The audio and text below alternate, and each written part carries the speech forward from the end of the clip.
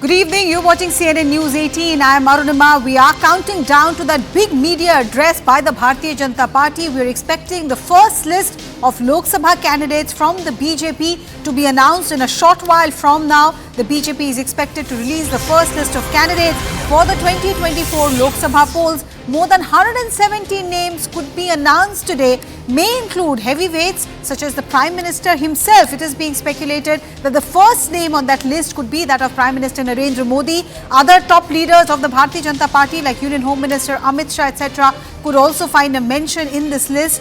It is coming back to back after late night meetings in Delhi, where the BJP top brass burned the midnight oil to figure out that who are its best candidates to win and help BJP reach that figure of 370. That's the target that the Prime Minister has set for the Bharatiya Janata Party in the upcoming Lok Sabha polls. The BJP may also announce new allies in the National Democratic Alliance. There's a lot of speculation about when RLD, for one, will really join the NDA fold. My colleagues have spread out across the length and breadth of the country, keeping an eye at the BJP headquarters where the press conference is expected. Aman Sharma is here at the newsroom of CNN News 18 headquarters, getting us an overall view. Payal is also joining us live, as is Arun Dhanta. Aman, to you first. Help us understand what is it that you're expecting over the next 10 minutes or so. It's already 6 o'clock. 6 o'clock the PC was to begin.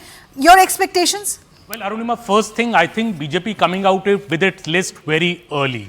Last time, if you remember, in 2019, BJP's first list of about 180 odd candidates had come out on March 21st, 2019, almost 11 days after the model code of conduct came into place. This time, the BJP's first list is also expected to have a substantial number of names, between 120 and 150 names is coming out, at least we believe a week before the model code of conduct is coming in place. So BJP is hitting the ground running. It is hitting the ground early. Obviously, the big names, Prime Minister Narendra Modi, Rajnath Singh, Nitin Gadkari, Mr. Amit Shah, all these big names, Smriti Irani from Amethi, all these big names are expected to feature in the first list. Prime Minister from Varanasi, Mr. Amit Shah from Gandhinagar, Mr. Rajnath Singh from Lucknow.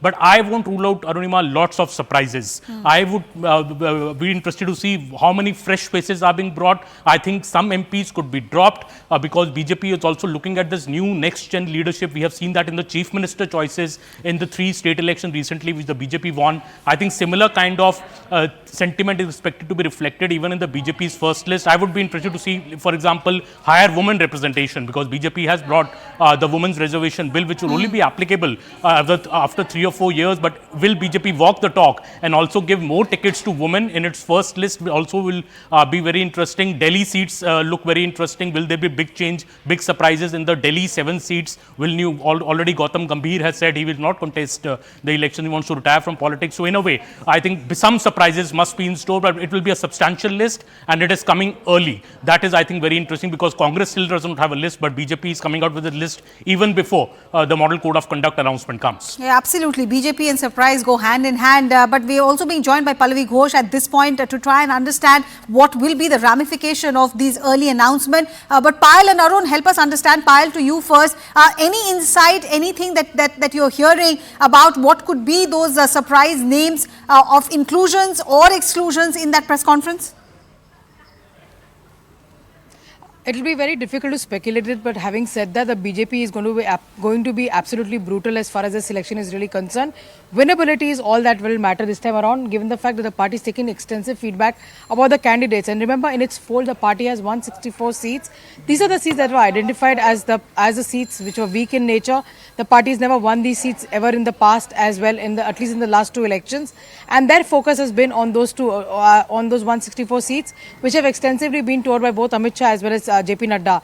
So that is something which is important to watch out for, who the party really feels. So the whole idea of bringing out this early list is in fact to give these leaders an opportunity to go ahead and hit the ground running, to get the message on ground that they are here to contest. But also we are given to understand, since many of these seats also fall into states where the BJP is looking at striking alliances, whether it is in Tamil Nadu, Andhra Pradesh, amongst the others as well, the Saffron party might just hold on to some of these seats as well. But Kerala, for example, is with the BJP, does not have any alliance and does not have any seat either. A couple of union ministers are expected to be named as contestants from there. Attingal is from where V. Muralidharan is expected to be contesting, and Rajiv Chandrasekhar may be fielded from Thiruvananthapuram is what we have have been given to understand, we can expect a lot of surprises. We can expect a lot of people to be dropped. As far as the information really goes, the party is keen on dropping anywhere between 25 to 30% sitting candidates in a bid to bring in fresh faces. Remember, there are a lot of fresh faces which have to be brought in because many leaders contested the assembly polls in Madhya Pradesh, Rajasthan and Chhattisgarh. So there's space available as there as well. So obviously there's a chance that they can bring in new faces, fresh faces, and it's also going to be a new cabinet that you will see in 2024 is also what sources have been indicating. But yes, as of now, the party is going to name these seats. The first name on this seat list definitely will be that of Prime Minister Narendra Modi. And even if there were speculations, Arunima, in the past saying that Prime Minister Narendra Modi may contest from a seat down south, that has completely been rubbish by the BJP top leadership, and the BJP top leadership has said that the Prime Minister will be contesting from Kashi, which is of course Varanasi. Right. Arun, any halla gulla, any halchal that you're seeing around you, you're tracking the BJP headquarter press conference?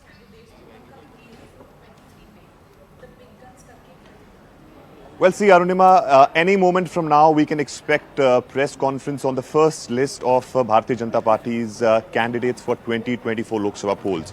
Now, remember, as Payal was talking about and Aman also mentioned about the strategy of Bharatiya Janata Party, since they are coming out with the list pretty early this time around in compared to 2019. And of course, the likes of Prime Minister Modi, Union Home Minister Amit Shah, Rajnath Singh, they all will be reflected in this first list. We're given to understand more than 100 names will be part of this first list. And Arunima, we have been doing that, how BJP has been focusing on 161 seats which they lost in 2019, and there have been multiple planning, the pravas of the union ministers in these 161 seats, how the state machinery has worked on the ground in these seats, and realistically what JP Nadda has conveyed to his workers is the 67 is the seats that we need to win out of these 161 seats. And remember, Prime Minister Modi has already conducted more than 30 rallies